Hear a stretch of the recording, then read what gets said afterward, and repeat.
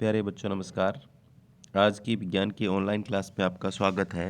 प्यारे बच्चों, आज हम कक्षा 7 विज्ञान विषय में अध्याय 17 वन हमारी जीवन रेखा के अभ्यास के प्रश्नोत्तर करेंगे। तो आज की क्लास शुरू करने से पहले जो बच्चे चैनल पर नए हैं, जिन बच्चों ने अभी तक चैनल को सब्सक्राइब नहीं किया, सब्सक्राइब कर लें, लाइक कर दें और शेयर कर दें। शुरू करते हैं आज की क्लास का पहला प्रश्न। समझाइए कि वन में रहने वाले जंतु किस प्रकार वनों की वृद्धि करने और पुनर्जनन में सहायक होते हैं। उत्तर, विभिन्न प्रकार के जानवर शाकाहारी, मांसाहारी, सर्वाहारी जंगलों में रहते हैं और खाद्य श्रृंखला में योगदान करते हैं।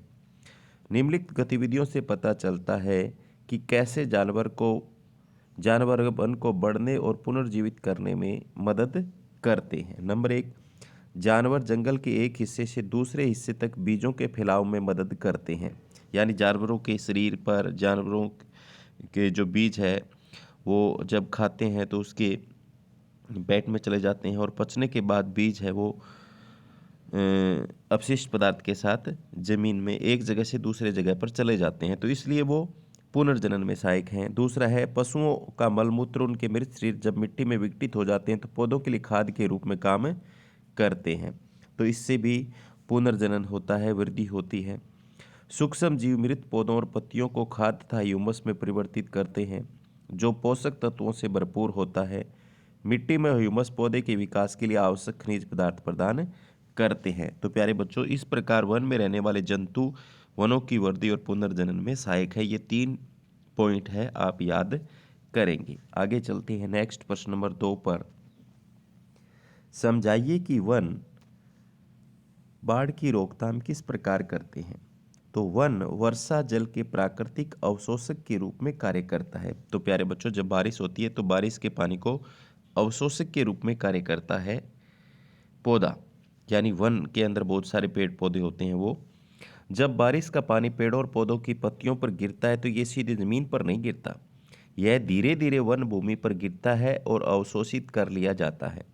इस प्रकार वन न केवल जल को अवशोषित करते हैं बल्कि मिट्टी की कटाई एवं बाढ़ को भी रोकते हैं। तो प्यारे बच्चों, वन जो है वो किस प्रकार बाढ़ को रोकते हैं आपने देखा। तो आगे चलते हैं प्रश्न नंबर 3 की तरफ। प्रश्न नंबर 3 में क्या है प्यारे बच्चों? 3 में है, अपघटक किन्हें कहते हैं? इनमें से किन्हीं 2 के नाम बताइए, वे वन में क्या करते हैं। उत्तर है, सूक्ष्म जीव जो मृत पौधों या जानवरों को ह्यूमस में परिवर्तित कर देते हैं उन्हें अपघटक कहा जाता है। यानी ऐसे सूक्ष्म जीव जो मृत पौधे और जानवरों को ह्यूमस में परिवर्तित कर देते हैं, गला देते हैं, उन्हें अपघटित कर देते हैं, उन्हें क्या कहा जाता है? अपघटक कहा जाता है। उदाहरण है इसके मशरूम और बैक्टीरिया। अपघटक मृत पदार्थों को ह्यूमस में परिवर्तित करते हैं जो वन की मिट्टी के साथ मिश्रित हो जाता है। यह पौधों को आवश्यक पोषक तत्व प्रदान करता है। इस प्रकार अपघटक मिट्टी में पोषक तत्वों के संतुलन को बनाए रखने में मदद करते हैं। तो अपघटक जो है वो मिट्टी में पोषक तत्वों के संतुलन को बनाए रखने में मदद करते हैं। आगे है प्रश्न नंबर 4। वायुमंडल में ऑक्सीजन और कार्बन डाइऑक्साइड के बीच संतुलन को बनाए रखने में वनों की भूमिका को समझाइए। वायुमंडल में ऑक्सीजन और कार्बन डाइऑक्साइड के बीच संतुलन बनाए रखने में वन महत्वपूर्ण भूमिका निभाते हैं। वन एक आत्मनिर्भर प्रणाली की तरह काम करते हैं। जंगल में कुछ भी उत्पन्न होता है इसका उपयोग जंगल के विभिन्न घटकों द्वारा किया जाता है। श्वसन के दौरान पशु तथा पेड़ पौधे ऑक्सीजन लेते हैं और कार्बन डाइऑक्साइड छोड़ते हैं। पौधे कार्बन डाइऑक्साइड को प्रकाश संश्लेषण की क्रिया के माध्यम से ऑक्सीजन में बदल देते हैं। यहाँ तक कि कचरे को भी जल में उपयोगी पदार्थों में बदल दिया जाता है। तो इस तरीके से जो है वायुमंडल में और ऑक्सीजन और कार्बन डाइऑक्साइड के बीच संतुलन कौन बनाए रखते हैं? वन। वन क्या करते हैं? जो जीव जंतु जो होते हैं ऑक्सीजन लेते हैं, कार्बन डाइऑक्साइड छोड़ते हैं, उस कार्बन डाइऑक्साइड को ले लेते हैं और प्रकाश संश्लेषण की द्वारा अपना भोजन बनाते हैं और ऑक्सीजन छोड़ते हैं। तो आगे चलते हैं प्रश्न नंबर 5 की तरफ। समझाइए कि वनों में कुछ व्यर्थ क्यों नहीं होता।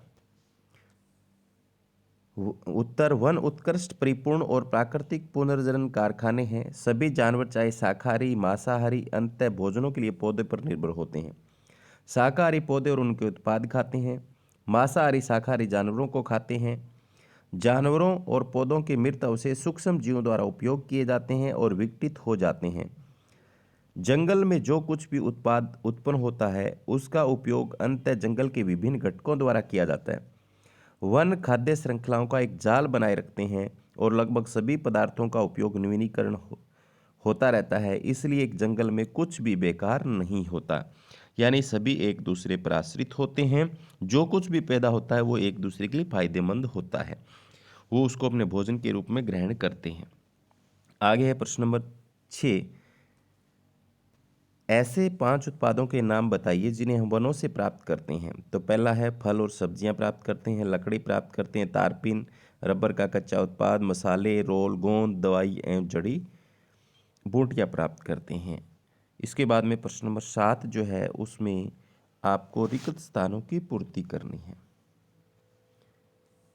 कीट, तितलियां, मधुमक्खियां, पक्षी पुष्पीय पादपों की खालिस्तान में सहायता करते हैं। तो कीट, तितलियां, मधुमक्खियां, पक्षी पुष्पीय पादपों की परागण में सहायता करते हैं। किस में सहायता करते हैं? पराग कणों को उसके वर्ती कागर तक पहुंचाने में सहायता करते हैं। आगे है वंश परिशुद्ध करते हैं खालिस्तान और खालिस्तान को, तो हवा और पानी को शुद्ध करते हैं। शाक वन में खालिस्तान परत बनाते हैं, तो शाक जो होते हैं वो निचली परत बनाते हैं, तो इसमें आएगा निचली। वन में अक्षयमान पत्तियों और जंतुओं की लीद खालिस्तान को समृद्ध कर देती है, तो मिट्टी को समृद्ध कर देती है। किससे? पोषक तत्वों से। तो प्रश्न नंबर 7 में खालिस्तान पहले में परागण आएगा, दूसरे में हवा और पानी आएगा, तीसरे में निचली परत आएगा और चौथे में मिट्टी आएगा। आगे प्रश्न नंबर 8 जो है, हमें अपने दूर स्थित वनों, प्रश्न नंबर 8 में है, हमें अपने दूर स्थित वनों से संबंधित परिस्थितियों और मुद्दों के विषय में चिंतित होने की क्यों आवश्यकता है? उत्तर है वन हमारे महत्वपूर्ण संसाधनों में से एक है। हमें निम्नलिखित कारणों से वन से संबंधित मुद्दों के बारे में सावधान रहना चाहिए। यदि जंगल नहीं होंगे तो अधिक बाढ़ और मिट्टी का कटाव होगा। यह वैश्विक पर्यावरण का शानदार तरीके से प्रभावित करते हैं। उदाहरण के लिए एक विशेष क्षेत्र में कम वन क्षेत्र में ग्लोबल वार्मिंग की ओर जाता है, जो पूरी पृथ्वी को प्रभावित करेगा। अगर वन नहीं होंगे तो वहाँ पर कार्बन डाइऑक्साइड बढ़ेगी, और कार्बन डाइऑक्साइड एक ग्रीन हाउस गैस है। सूर्य की हानिकारक यानी जो किरणें आती हैं, जो सूर्य उसको सोख कर वो रखेंगी, वहाँ का तापमान बढ़ेगा, तो वन प्रभावित करते हैं। आगे वन कई जानवरों के आवास हैं। वनों की कटाई उनके जीवन और पर्यावरण को खतरे में डालेगी। अगर वनों के अंदर जीव जंतु जानवर रहते हैं, अगर वनों को काटेंगे तो वो खतरे में पड़ जाएंगे। पेड़ पौधों की अनुपस्थिति में बहुत से जानवरों को भोजन और आश्रय नहीं मिलेगा, न तो भोजन मिलेगा और न रहने की जगह मिलेगी। वन हमें बड़ी संख्या में उपयोगी उत्पाद प्रदान करते हैं, जिनमें लकड़ी, फल और दवाएं शामिल हैं। ये उत्पाद पेड़ पौधों की अनुपस्थिति में उपलब्ध नहीं होंगे। तो ये आवश्यक परिस्थितियां हैं जिसके कारण से हमें वन जो कम होते जा रहे हैं उसके विषय में चिंतित होने की आवश्यकता है। तो यह है प्रश्न नंबर 8 का उत्तर। आगे चलते हैं प्रश्न नंबर 9 की तरफ। 9 में क्या है? समझाइए कि वनों में निम्नलिखित प्रकार के जंतुओं और पादपों के होने की आवश्यकता क्यों है।